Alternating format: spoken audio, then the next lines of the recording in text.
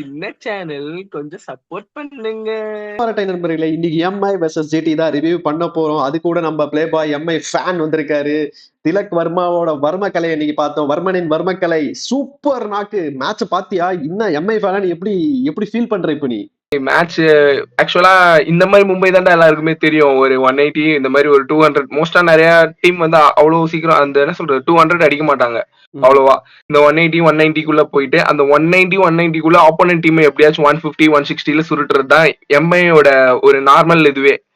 இப்போ கொஞ்ச நாள் அந்த இதை காணும் அப்படின்ன உடனே இப்போ நேத்து திருப்பி கம்பேக் ஒரு 100 ரன்ஸ், அதாவது 200ல 100 ரன் தான் அடிச்சிருக்க. பாதி ரன்ல ஆப்போனண்ட்டை சுருக்கிட்டு, அதுவும் பவர் பிளேல விக்கெட்டே எடுக்கல. ஆக்சுவலா நேத்து நான் அந்த ஒரு இதுல பார்த்தேன் டேபிள்ல, அதுல வந்து பவுலிங்ல பவர் பிளேல நீ எவ்வளவு விக்கெட் எடுத்திருக்க, அதுல வந்து எம்ஐ வந்து 10th பிளேஸ்ல இருந்துச்சு 18 விக்கெட்ஸ் அப்படிங்கிற மாதிரி. ஸோ அந்த இதுல எல்லாம் பார்க்கும்போது பும்ரா இனிஷியலா ஃபர்ஸ்ட் ஓவராலா எம்ஐ ஃபேனா பயங்கர டபுள் ட்ரிபிள் ஹாப்பி. பேட்டிங்ல ஓகே, பவுலிங்ல ஓகே, ஃபீல்டிங்ல ஓகே. ஏன்னா 3 டிபார்ட்மெண்ட்லயுமே இதுங்கிறதால ஐ எம் பினிஷ். அதான் ஒரே வார்த்தையில. நீ பினிஷ்டா தெரியல, ஜிடி பினிஷ்ட். அது எனக்கு கிளியரா தெரிஞ்சுது. பட் எம்ஐக்கு ஒரு பாயிண்ட் நீ நோட் பண்ண வச்சுக்கோ, எம்ஐயோட பேட்டிங் ஸ்ட்ராங்னு சொல்லிட்டு எல்லா டீமுமே பிளாக் சாயில் ஆட வைக்கிறாங்க. ஆக்சுவலி நான் நேத்துமே பார்த்து ஜிடி பிளாக் சாயில் ஆரம்பிச்சது. டிசி கூட நீங்க பிளாக் சாயில் தான், ஏன்னா ரெட் சாயில் கொடுத்தா போட்டு புலந்துடுறீங்கன்னு தெரிஞ்சு பிளாக் சாயில் கொடுக்குறாங்க. பட் அந்த டாக்டிக்ஸை நேத்து வர்ம கலையால உடைச்சிட்டான். இன்னும் இன்னிங்ஸ் தான் அது. அதை எப்படி ஒரு இன்னிங்ஸ் எலிவேட் பண்ணணும். ஆக்சுவலி நானுமே அப்பப்போ கிரிட்டிக்ஸ் பண்ணியிருக்கேன். திலக் வர்மா ரொம்ப கஷ்டப்படுறான் அப்படின்னு சொல்லிட்டு பல பேர் கிரிட்டிக் பண்ணாங்க. பட் நேத்து நான் ரொம்ப இம்ப்ரெஸ். ஆக்சுவலி நான் ஒரு விஷயம் சொல்றேன், நேத்து 14 ஓவருக்கு அப்புறம் நான் மேட்ச் பார்க்கல.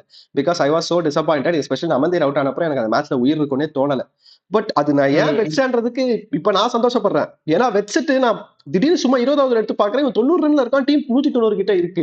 நான் ஓப்பனா சொல்றேன், நேத்து அந்த படையப்பா படத்துல ரம்யா கிருஷ்ணன் வந்து அந்த கல்யாண சீடியை பார்த்துட்டு இருப்பாங்க பாத்தியா, லைட் ஆஃப் பண்ணிட்டு ஒரு வருஷம் 2 வருஷம். அந்த மாதிரி திலக் வர்மா இன்னிங்ஸ் ஒரு 5-6 வாட்டி பார்த்திருப்பேன், தனியா உட்காந்து ஹாட் ஸ்டார்ல போட்டு அப்படி எலிவேட் பண்ணிருக்கான் இன்னிங்ஸ். முதல் 22 பாலுக்கு 19 எனக்கு பார்க்கும்போதே கடுப்பா இருந்துச்சு, ஆஃப் பண்ணிட்டு போயிட்டேன். அதுக்கப்புறம் பார்த்தா 26 பால் 37 போயிருக்கான் பிரசித் கிருஷ்ணா அடிச்சு. திடீர்னு பார்த்தா டக்குன்னு 33 பால்ல 50 அடிச்சிருக்கான். அடுத்து 33ல இருந்து 45 பால்ல 100.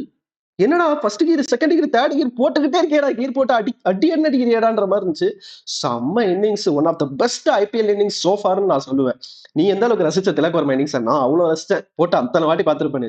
திலக் வர்மா வந்து ஒரு வருஷம் 2 வருஷம் முன்னாடி அவனுமே இந்த மாதிரி நிறைய மேட்ச் வின் பண்ணி கொடுத்துருக்கான். அதுக்கடுத்து கொஞ்சம் கொஞ்சமா அவனோட இது எப்படி ஆயிடுச்சுன்னா ஒரு 30 ஒரு 50 40, அதாவது 15ல மொத்தமே ஐபிஎல் வந்து நேத்து இதுக்கு முன்னாடியோட சேர்த்து 950 தான் அடிச்சிருக்கான். ஓகேவா? சோ அப்படி பார்க்கும்போது 1-2 இது அப்படிங்கிற மாதிரி பண்ண ஒரு 30 40 இந்த இதுக்குள்ளேயேதான் மோஸ்டா ஒரு ஹேண்டியான ரன்ஸ் அடிச்சு கொடுத்துட்டு அவன் போயிடுவான். இந்த மாதிரி தான் நம்ம பார்த்திருக்கோம். ஓகேவா? நேத்துமே ஆக்சுவலா எப்படி சொல்றது, நீ திலக் வர்மா பேட்டிங்கை பத்தி கேக்குற, நான் ஜென்ரலாவே சொல்றேன். டேனிஷ் மலேவர்னு ஓப்பனர் ஒருத்தர் இறக்குனாங்க, ட்ரை பண்ணாங்க. சரி ஓகே என்னதான் பார்த்தா பெருசா இது பண்ணல. ஏன்னா இந்த பக்கம் இருந்தது ரபாடா, ஒண்ணுமே பண்ண முடியல. இந்த வருஷம் எல்லாம் 150 147 ஏன்னா ஸ்லோவர் பால் அடிச்சிடான்னு சொல்லிட்டு பழைய மாதிரி பேச இறக்க ஆரம்பிச்சான். இன்னொரு என்னன்னா, சரி நான் QDK வர்சஸ் ரபாடா மோஸ்டா QDK வின் பண்ணிடுவான், அட்லீஸ்ட் அடிச்சு ஒரு 20 ஒரு முடிஞ்சளவு அவன் ஓவர்ல ஒரு 20 ரன் அடிச்சுட்டாச்சும் அவுட் ஆவான் அப்படிங்கிற மாதிரி நினைச்சேன். ஒரு 6 பால்ல நீ ஃபேஸ் பண்றேன்னு வச்சுக்கோங்க, ஒரு 4 பால்ல நீ அவனை அடிச்சுட்டு 5வது பால் ஹிட் பண்ணினாலே அது பேட்ஸ்மேனுக்கு ஃபேவரா தான் முடியும். ஏன்னா என்னதான் விக்கெட் எடுத்தாலுமே அவன் ரன் அடிச்சிட்டான் அந்த ஓவர்ல. அந்த மாதிரி நினைச்சேன். ஒரு 6 அடிச்சான், ஒரு 4 அடிச்சான். சரி அடிப்பான்னு பார்த்தா அவுட். ஐயோ 2 விக்கெட் பவர் பிளேக்குள்ள. Right okay. சூரியகுமார் ஓகே, அவன் ஒரு 4 ஒரு 6 நல்ல ஒரு இதுலதான் இருந்தான். பட் தப்பான பால் டேக் ஆன் பண்ணிட்டான். தப்பான பால் அவன் தூக்குனா அது அழகா போயிட்டு போல்ட் அடிச்சு. தப்பான பால் இல்ல, சம பால். அது மேட்ச் பால் ஆஃப் தி கேம்னு சொல்லுவேன் நானு. குட் லென்த்ல இருந்து சின்ன இன்ஸ்விங் ஆச்சு. அது யாரா இருந்தாலும் அவுட் ஆயிருப்பாங்க. ஸ்கை இருக்க ஃபார்முக்கு கஷ்டம். ஸ்டார்டிங்ல ஃபர்ஸ்ட் பால்ல டபுள் எடுத்தான், 1 பால் 2. அதுக்கு அடுத்து அந்த 22 பால்ஸ் 19. அவன் சிங்கிள் தான் ஆடுறான், சிங்கிள் டபுள் தான் போது, 4 கூட அடிக்கல. ஐயோ என்னடா இவ்வளவு கஷ்டப்படுறான் இவன், ஒரு வேலை என்னடா ஏன்டா இப்படி இருக்கான் அப்படிங்கிற மாதிரி. என்ன ஆச்சுன்னு தெரியல, ஒரு டைம் அவுட் ஒன்று ஆச்சு. ஒரு 14 ஓவர்ஸ் வரைக்குமே ஜிடி கிட்ட தான் கேம் இருந்தது. 14 ஓவர்ஸ் மேல ஹர்திக் பாண்டியா போய் சொன்னான். நம்ம மோஸ்டா சொல்லுவோம் பாத்தியா, அந்த மாதிரி டீம்ஸ் கிரிட்டிக்கலான சிச்சுவேஷன்ல ரோஹித் சர்மா ஏதாவது பேசினாரு, விராட் கோலி ஏதாவது போயிட்டு ஹிண்ட் சொன்னாரு, அந்த மாதிரி இந்த வாட்டி ஹர்திக் பாண்டியா தான் பண்ணான். அதை போயிட்டு இந்த மாதிரி இப்படி பண்ணுன்ட்டு அவன் தான் ஸ்ட்ரைக்ல இருந்தான். அவ்வளவுதான்டா 14th ஓவர். அசோக் சர்மாவும் ஆக்சுவலா ஜிடில நல்லா ஸ்பீட்ல போடுறான். பிரசித் கிருஷ்ணா இம்பாக்ட் நீ போடு அடிக்கிற ஓவர்ல ஒரு 20 ரன். ஓவர்ல அசோக் சர்மாவெல்லாம் ஒரு 26 ரன். நீ போடு நான் அடிக்கிறேன், நீ போடு நான் அடிக்கிறேன். ஏய் அவன் ஆக்சுவலா அந்த ஒரு 14th ஓவருக்கு மேல தான்டா திலக் வர்மா பவுண்டரி அடிக்க ஆரம்பிச்சான். ஃபர்ஸ்ட் சிக்ஸ் அதுக்கு அடுத்து இந்த ஐபிஎல்ல ஃபர்ஸ்ட் சிக்ஸ் பவுண்டரி நேத்து தான். 8 4 7 6 பொழந்துட்டான் கடைசி ஓவர்ல. அப்படி இப்படின்னு ஒரு 33 பால் 50 வந்துட்டான். பெருசா செலிப்ரேஷனும் இல்ல, அப்படி இப்படின்னு இல்ல. ஏன்னா இந்த பக்கம் டீமே ஒரு ரிஸ்கியான சுச்சுவேஷன்ல இருந்துச்சு. அதுக்கடுத்து ஹர்திக் பாண்டியா கூட வந்தா, ஹர்திக் பாண்டியா கொஞ்சம் அதேதான் அவன் ஆக்சுவலா அடிக்க வர டைம்ல அவுட் ஆயிடுறான். அது லாஸ்ட்ல 33 பால்ல வந்து 50 51 அடிச்சிட்டு இருந்தவன் திடீர்னு ஒரு 12 பால் கிட்டத்தட்ட நம்ம யுவராஜ் சிங் மாதிரி 12 பால் 50 லாஸ்ட் 12 பால் 50 போட்டு பொழந்துட்டான். இந்த பக்கம் பிரசித் கிருஷ்ணா போடுறான். அவன் லாஸ்ட் ஓவர்ல 20 ரன்ஸ். நான் இதுல ஒரு பாயிண்ட் ஆட் பண்றேன். அவன் எல்லா சைடுமே ஆக்சஸ் பண்ணான். லாங் ஆஃப்ல 6 அடிச்சான், லாங் ஆன்ல 6 அடிச்சான், டீப் மிட் விக்கெட்ல 6 அடிச்சான், ஆஃப் சைட்ல 6 அடிச்சான். உட்காந்து பிரசித் கிருஷ்ணா ஒரு ஃபுல் டாஸ் போடுவான், அதை ஸ்கூப் பண்ணி பின்னாடி ஒரு 6 அடிப்பான். Able to access all the ஏரியாஸ்ன்றத ப்ரூவ் பண்ணா. நான் ஆக்சுவலி திலக் வர்மாக்காக ஒரு டயலாக் எடுத்துட்டு வந்திருக்கேன். ஜெயிலர்ல வர்மா ஒரு டயலாக் பேசுவா போல, அந்த வில்லனை தொங்க விட்டு ஒரு டயலாக் சொல்லுவான். யார் மேல டவுட் இருக்கோ அவங்க எல்லாரையும் போடு அப்படின்னுவான். அது அப்படியே ஜிடியை பார்த்து சொல்ற மாதிரி இருக்கு திலக் வர்மா. சரியா? அப்புறம் வந்து இந்த காதை மூட்டை 100 அடிச்சுட்டு பண்ணுவான் பாத்தியா, நிறைய கிரிட்டிக்ஸ்க்கு அது ரிப்ளை பண்ண மாதிரி இருந்துச்சு. அதுக்கு ஒரு டயலாக் என்ன தெரியுமா? அசிங்கப்படுத்துற, இன்சல்ட் பண்ற அப்படின்ற மாதிரி இருந்துச்சு. அது கடைசியில எப்படி இருந்துச்சுன்னா, அந்த மேட்சை முடிக்கும் போது அந்த லாஸ்ட்ல சொல்லுவான், தண்டராஜ் கருணையே எல்லாமே எல்லாரும் போட்டு தரல அப்படின்னுவான். அந்த மாதிரி இருந்துச்சு. சும்மா அப்படியே திலக் வர்மாவா அப்படியே அந்த வர்மாவா வச்சு பார்த்த மாதிரி இருந்துச்சு. சும்மா one of the best inning so far. அதான் நான் சொல்றேன், 3 வாட்டி பாத்துட்டேன். 11:30 மணிக்கு உட்காந்து என்னத்தை பார்ப்பேன், இதை பார்த்துட்டு இருந்தேன் நானு. சோ அந்த மாதிரி எனக்கு இருந்துச்சு. செம்ம. திலக் வர்மா பத்தி மட்டும் தான் பேசணும், பேசிட்டே அந்த மாதிரி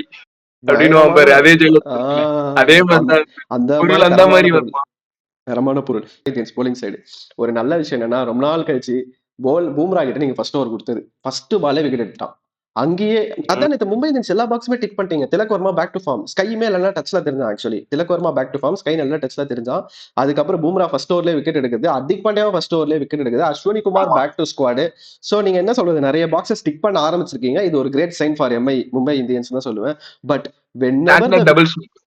standard double strike whenever the wicket falls, அதாவது மும்பை இந்தியன்ஸ் எப்பெல்லாம் விக்கெட் எடுக்குதோ, நீ ஹர்திக் பாண்டியாவையும் சூரியகுமார் யாதவையும் பார்க்கணும்.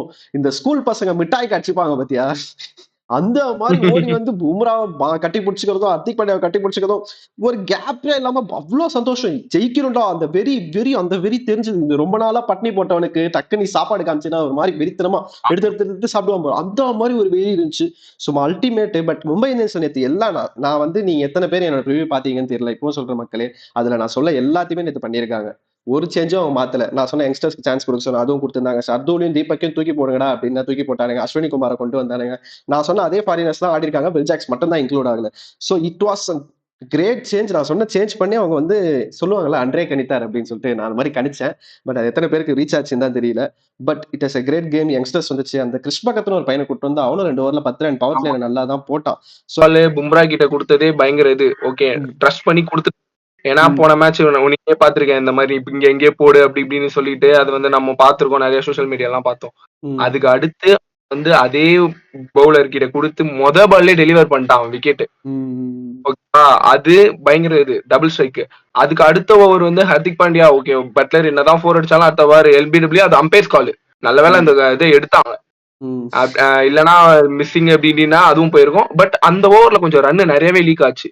ஒரு ஓவர்ல 5 ரன்னும் எவ்வளவு போயிட்டு, அடுத்த ஓவர்ல கிட்டத்தட்ட வாஷிங்டன் சுந்தர் 4 4 அடிக்கிறான். 4 4 இல்ல 3 4 அடிக்கிறான். பட்லரோட சேர்த்து மொத்தம் 18 ரன்னு அந்த ஓவர்ல மட்டும். நான் ரன் லீக் ஆகுதுன்னு பார்த்தேன். அதுக்கு அடுத்து திருப்பி அந்த கிருஷ்ணா பகத் அவன் ஆக்சுவலா கொஞ்சம் நல்லாவே போட்டான். அவன் விக்கெட் எடுக்கிற எபிலிட்டி இல்லைன்னா கூட கண்டெயின் பண்ணான். ஓகே ஒரு 6 ரன் முடிஞ்ச அளவு 10 ரன்குள்ள போகணும். சும்மா நெட் போலரா வந்திருக்கான். 4 நாள் முன்னாடி ஸ்குவாட்ல இன்க்ளூட் ஆயிருக்கான். அப்படியே மேட்ச்க்கு வந்துட்டான். அவனோட இதை காட்டிட்டான். சாண்டனரோட அந்த வாஷிங்டனோட நமந்தீரோட கேட்ச் எல்லாம் சரியான கேட்ச்டா. அது எக்ஸ்பெக்டே பண்ணல. அதெல்லாம் அந்த கேட்ச புடிச்ச உடனே ஹர்திக் பாண்டியா ட்ரிபிள் ஜம்ப் அடிக்கிறான். இப்படி எகிரி எகிரி எகிரி காலை பின்னாடி அடிச்சுட்டு குதிக்கிறான். ஹர்திக் பாண்டியா அப்படி பார்க்கும்போது அவ்வளவுதான் இருந்தது. ஐயோ எப்படா. அதுக்கு அடுத்து இவன் வந்தான், நம்ம அஸ்வினி குமார். நீயே சொல்ற, அஸ்வினியை கூட்டு வாங்கடா. ஆக்சுவலா அவன் போன வாட்டியே நல்லா தான் பண்ணான். ஓகேவா, நல்லா பண்ணுவான்டா, கூட்டு வாங்கடா. கூட்டு வந்தா டெலிவரி பண்ணிட்டு போய்கிட்டே இருந்தான். அடுத்து லாஸ்ட்ல அல்லாஹ் சொன்னார் முடிச்சுட்டான். சரி நீங்க எல்லாம் அடிச்சிட்டீங்க, நான் ஒரு 2 விக்கெட் எடுத்துக்கிறேன். 2 எஞ்சி இருக்கிறது 2 விக்கெட் தான். அந்த 2 விக்கெட்ட நான் கொஞ்சம் எடுத்துக்கிறேன் அப்படிங்கிற மாதிரி எடுத்துட்டு சிராஜுக்கு ஒரு எல்பிடபிள்யூ போட்டு போய்கிட்டே இருந்தான். சாண்ட்னர் அண்ட் அல்லாஹ் ஹசன்பரோட போலிங்க்கு வர 2 பேரும் ஸ்லோவா போட்டு தேவை விட்டானுங்க ஜிடி பேட்ஸ்மேனை. ஜிடி பேட்ஸ்மேன் ஏற்கனவே தெரியும் டாப் 3 தவிர வேற யாரும் அடிக்க மாட்டாங்க. அப்பப்ப வாஷிங்டன் சுந்தர் கொஞ்சம் விளையாடுவான்னு தெரியும். 2 பேரும் வந்து தேவை விட்டானுங்க. 80 கிலோமீட்டர்ல போடுறான் சாண்டர்லாம் நேத்து. அப்படி ஸ்லோவா போட்டு மொத்தமா முடிச்சு விட்டானுங்க. ஒரு நல்ல பேட்டிங் டிஸ்பிளே, ஒரு நல்ல போலிங் டிஸ்பிளே. ஸ்டில் எம்ஐக்கு பேட்டிங்ல சின்ன சின்ன லூப் ஹோல்ஸ் இருக்கு. அதிக் பாண்டியா ஃபார்ம், ஸ்கையோட ஃபார்ம். பட் அத மேபி இந்த பாசிட்டிவ்னால அவங்க நெக்ஸ்ட் மேட்சஸ்ல அதை வந்து இன்னும் பெட்டர் ஆக்கலான்ற மாதிரி தான் நான் பாக்குறேன். So MI gave a great absolute cinema, great match for us. அவ்வளவுதான். இப்போ பாயிண்ட்ஸ் டேபிளும் கிட்டத்தட்ட பாத்தீங்கன்னா 7th பிளேஸா 6th பிளேஸ்க்கு போயிட்டாங்க. It's a good game.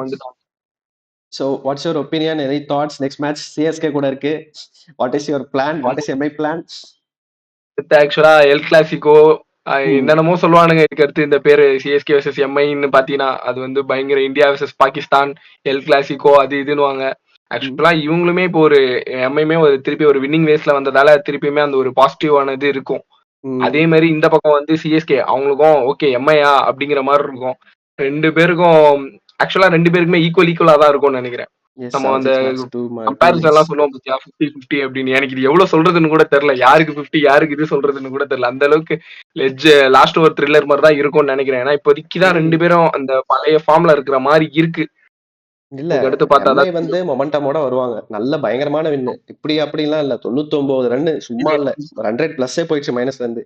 இவனுங்க ரீசெண்டா அடி வாங்கிட்டு தான் வரானுங்க. சோ இதுல வேற அந்த பையனுக்கு ஆயுஷ் மாத்திரை வேற கிடையாது நெக்ஸ்ட் 3 வீக்ஸ்க்கு.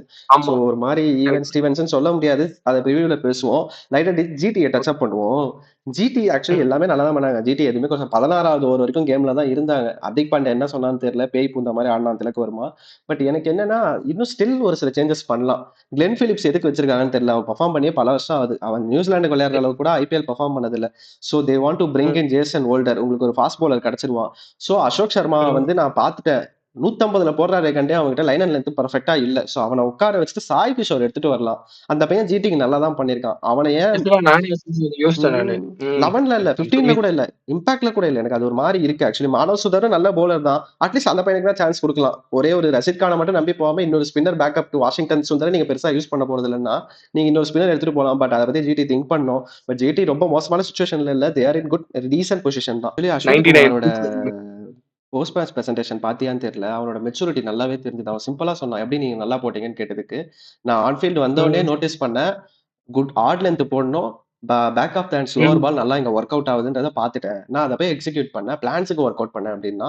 ஸோ இந்த வயசுல இந்த மெச்சூரிட்டியோட அவன் வந்து பேசுறது, அதை வந்து எக்ஸிக்யூட் பண்றதுன்ற பெரிய விஷயம். கிரேட் ப்ராஸ்பெக்டா எனக்கு தெரியலாம். ஆக்சுவலா அந்த டக் அவுட்ல அந்த மேட்ச் எல்லாம் முடிச்சுட்டு பார்க்கும்போது சாய் கிஷோர் இருந்தான். டேய் பழனி நீ எங்கடா இங்க அப்படிங்கிற மாதிரி இருந்தது எனக்கு.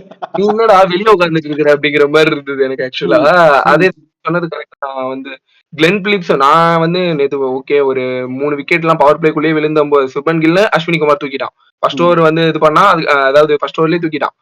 அதுக்கு அடுத்துதான் ஆக்சுவலா அந்த இது அப்படியே பாத்துட்டு இருக்கும் போதுதான் கிளென் பிலிப்ஸ் வரான். ஓகே பிலிப்ஸ் ஐயோ இவன் நியூசிலாந்து வேற இன்னைக்கு நிறைய டைம் வேற இருந்துச்சு அவனுக்கு.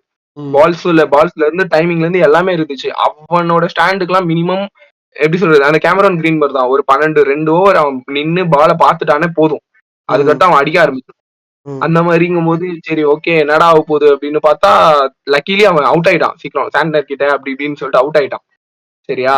பட் எனக்குமே அதான் வந்து அவன் ஃபீல்டிங் வந்து பாஞ்சு பிடிக்கிறான். எப்படி நம்ம ஆர்ஆர்ல வந்து ஹெட் ஃபயரை பாக்குறோமோ அதே மாதிரி தான் இங்க இவன் ஃபீல்டிங் எல்லாம் வந்து செம்மையா பண்றானே தவிர பட் பேட்டிங் இன்னும் அந்த அளவுக்கு அவனுக்கு கிளிக். அதான் அவங்க அந்த சேஞ்சஸ் எல்லாம் பண்ணும் ஜிடி. அப்பதான் இன்னும் பெட்டர். ஏன்னா அவங்களுக்கு டாப் 3 வந்து தான் ஸ்ட்ராங். அதுக்கப்புறம் பாத்தீங்கன்னா எல்லாமே வந்து அவுட் ஆயிடுவாங்க. ராகுல் தேவட்டையாவும் ஷாருக் கானும் அடிச்சு பல வருஷம் ஆகுது. குஷாகரா வந்து ரஞ்சி டிராஃபி அங்கெல்லாம் போட்டு பொழந்துட்டு வந்திருக்கான். அவனை எங்கேயாவது எடுத்துட்டு வர யோசிக்கணும் அவனுங்க. ஆர்சிபி மாதிரிடா ஜிடி. உனக்கு டாப் 3 டாப் 4ல ஆடுவாங்க. அதுக்கப்புறம் ஆட ஆள் இல்லைன்றது பார்த்தாலே தெரியும். ராகுல் தேவட்டையா ஷாருக் கானா சின்னத்த பண்ண முடியும். ஒரு வழியா என் டீம் வந்து ஒரு வழியா வின்னிங் வேஸ்க்கு வந்துருச்சு. இவர் வாங்கின டீம் எம்ஐ சொல்றா. MI correct. மும்பை இந்தியன்ஸ் வந்து ஒரு வழியா வின்னிங் வேஸ்க்கு வந்துருச்சு. இதை பத்தி நாங்க வந்து பேசியிருக்கோம். இதுல ஏதாச்சும் உங்களுக்கு குவெரிஸ் ஏதாச்சும் கொஸ்டின்ஸ் ஏதாச்சும் இருந்துச்சுன்னா லைக் பண்ணுங்க, ஷேர் பண்ணுங்க, மறக்காம கமெண்ட் பண்ணுங்க அண்ட் சப்ஸ்கிரைப் பண்ணிட்டு போங்க.